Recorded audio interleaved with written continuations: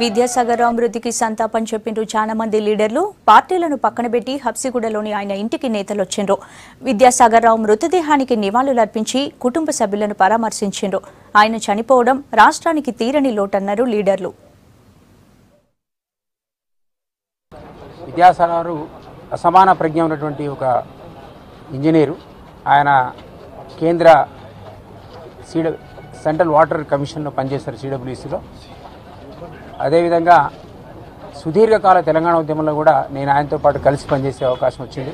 ఆయన ఎప్పుడు కూడా తప్పించేవారు తెలంగాణ ప్రాజెక్టుల గురించి. అట్లాంటి వారు ఈరోజు అకాల మరణం చెందడం అన్నది తెలంగాణ ప్రజలకు చాలా తీరని లోటు. అపారమైనటువంటి ఆయన జ్ఞానాన్ని కొంతకాలమైనా సరే తెలంగాణ వచ్చిన తర్వాత సలహాదారుగా ఆయన మనకు సేవలు ఇవ్వడానికి అవకాశం మనం తెలంగాణ పిల్లలు పొందాం. దానికి మనందరం కూడా ధన్యులం.